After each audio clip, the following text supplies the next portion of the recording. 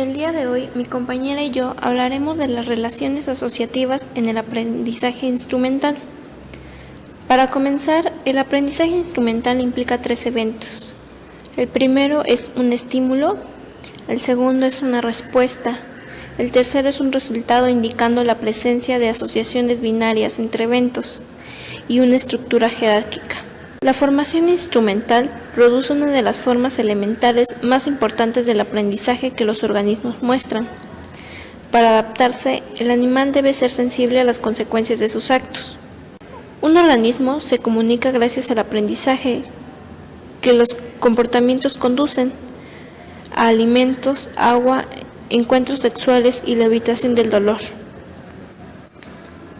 Para empezar, el aprendizaje instrumental contiene tres elementos. El primero es una respuesta en el organismo, el segundo es un resultado, en donde éste depende de la respuesta, y el tercero es un estímulo. A continuación hablaremos de las asociaciones entre estímulo y resultado, en donde un resultado se asocia no solo con la respuesta, sino también con el estímulo en presencia.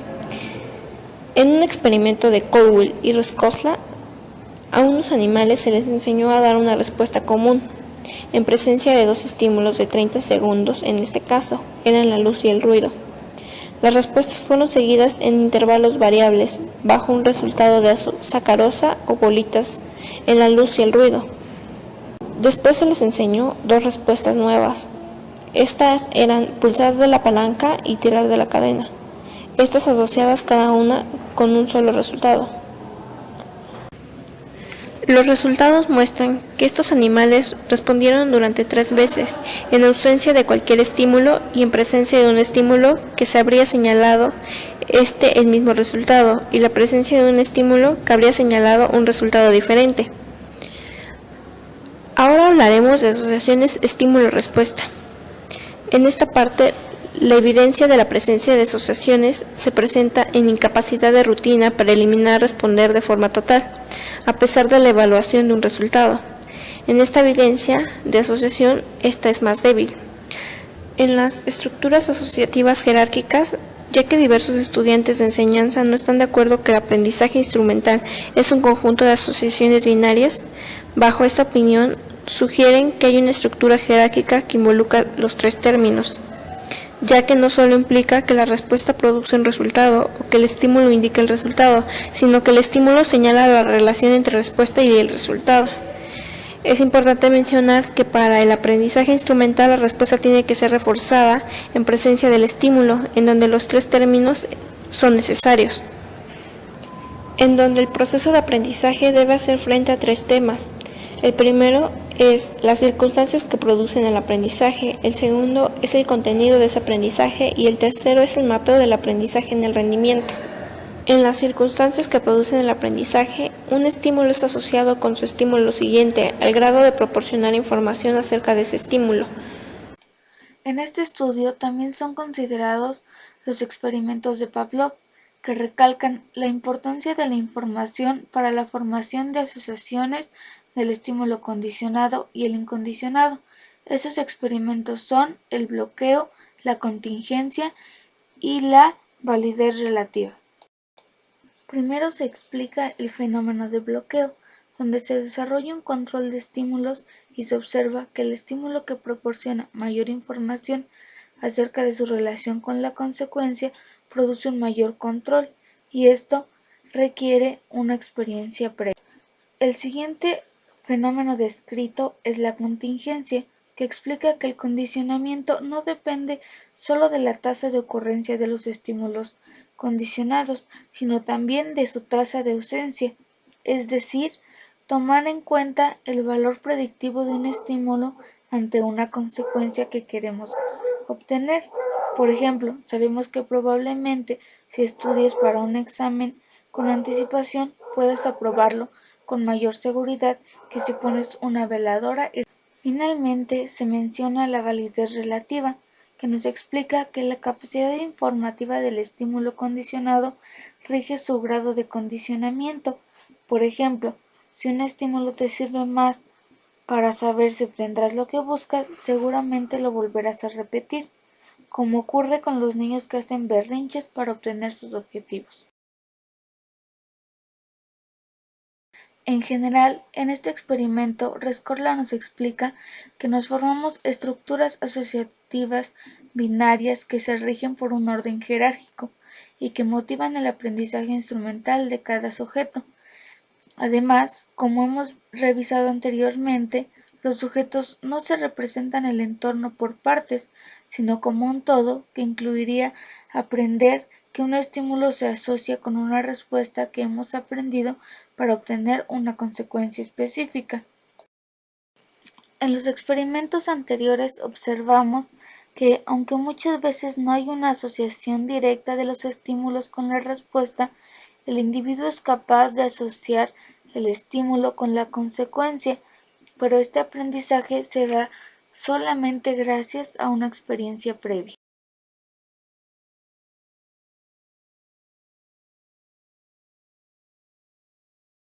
A continuación hablaremos de las comunicaciones breves, en donde en este artículo los autores nos informan sobre estímulos asociados con las drogas y cómo estos forman un papel importante en la recaída con la búsqueda de drogas, en donde previamente se mantuvo un SPEDBAL, es decir, una mezcla de heroína y cocaína, en donde las ratas eran entrenadas para la mezcla de heroína y cocaína. Aquí el comportamiento era reforzado con el fármaco, en donde se extinguía más de 20 días. Es muy interesante este experimento, ya que se pudo observar que las ratas expuestas a la droga después de la extinción en un contexto diferente se renovaba la búsqueda de drogas. Por lo tanto, se puede ver que los animales de laboratorio que eran acondicionados con heroína o cocaína, al tener la disponibilidad de estos fármacos, llegaban a provocar la recaída para la búsqueda de drogas. Podemos ver que existe gran evidencia de que las drogas con estímulos contingentes y estímulos discriminativos pueden provocar una recaída para la búsqueda de drogas. Además, los estímulos contextuales modulan los efectos del abuso de las drogas. A continuación explicaremos el experimento realizado por estos autores. Empezaremos por los sujetos. Los sujetos utilizados en este experimento eran ratas macho. Estos fueron alojados con un clima controlado. Este clima eran luces encendidas de 8 p.m. a 8 a.m., con comida y agua disponible todo el tiempo. El entrenamiento se llevaba a cabo durante la fase oscura, en donde las ratas se anestesiaban con una mezcla de ketamina con xilacina y la implantación de catéteres intravenosos, en donde después de esto se les permitía recuperarse por un lapso de 5 días. Para comenzar, el procedimiento de este experimento eran ratas que fueron entrenadas y probadas en cámaras operantes estándar. Estas tenían 27 centímetros de largo, 25 centímetros de ancho y 30 centímetros de altura, en donde cada cámara estaba equipada con 2 palancas, situadas a 9 centímetros por encima del suelo de la rejilla, en donde una palanca daba lugar a la iluminación de una luz de señal blanca, y en donde la otra palanca era no retráctil y estaba situada en la pared opuesta de la cámara, en donde no tenía consecuencias programadas. Al igual, se proporcionaban 2 contextos diferentes, proporcionados por 2 conjuntos de cámaras operantes, que se encontraban en las habitaciones cercanas. En el primer contexto, había rayas verticales blancas que se montaron en la puerta frontal con bisagras. Las puertas del sonido atenuante estaban cerradas durante la sesión y la iluminación era blanca. Al igual, el ventilador estaba encendido y las bandejas de desecho debajo del suelo de la rejilla se llenaban de agua que contenía una pequeña cantidad de Big Vaporub. En el segundo contexto, las puertas delanteras con bisagras eran claras, las puertas de atenuación del sonido permanecían abiertas durante la sesión y la iluminación proporcionada era roja. El ventilador era apagado y la bandeja de residuos debajo del suelo de la rejilla contenía 1% de solución de ácido acético. Así que los 2 contextos diferían en tanto táctil, visual, auditiva y olfativamente. Estos contextos eran conocidos como A y B, donde el contexto A es en el que se producía la autoadministración del fármaco y el contexto B era alternativo. Este experimento se llevó a cabo durante 31 días. Este tenía 3 fases. La primera era el entrenamiento de autoadministración, SPEDBAL, que duraba 10 días. La segunda era la formación de extinción, que duraba 20 días, y una prueba de la renovación de 1 día. Las ratas fueron asignadas a 3 grupos diferentes. El primero era el de renovación, el de control y el nuevo. Para empezar, comenzaremos hablando de las ratas que fueron asignadas al grupo de renovación. Estas ratas eran entrenadas para autoadministrarse el SPEDBAL en el contexto A, en donde a continuación se extendía el contexto B, y el día de la prueba estas ratas se devolvían al contexto A. Las ratas asignadas al grupo nuevo fueron entrenadas para autoadministrarse el SPEDBAL en contexto A. Estas respondieron y extinguieron en contexto A, y el día de la prueba estas ratas fueron expuestas al contexto B. Para las ratas asignadas al grupo control, fueron entrenadas para el SPEDBAL en contexto A, en donde respondieron y se extinguió en contexto A, y estas ratas ensayaron en contexto A, mientras que la otra mitad fueron entrenadas para el SPEDBAL en contexto A, y estas respondieron y extinguieron en contexto B, y el día de la prueba estas ratas se mantuvieron en contexto B.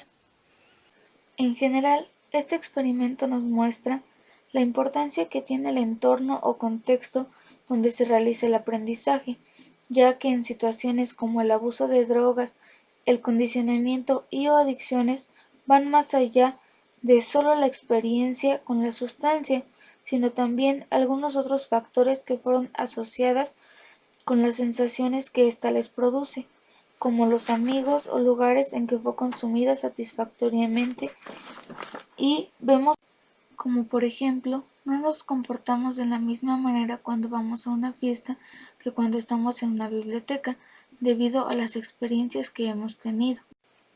Realmente, estos 2 artículos nos parecieron muy interesantes, ya que una vez más nos explican cómo y por qué nos comportamos de cierta manera ante situaciones y lugares específicos, y cómo muchas de las actividades que realizamos cotidianamente se ven influenciadas directamente por experiencias previas que nos impulsan a actuar de una manera u otra para resolver una situación. Esto sería todo. Muchas gracias por su atención. Hasta luego.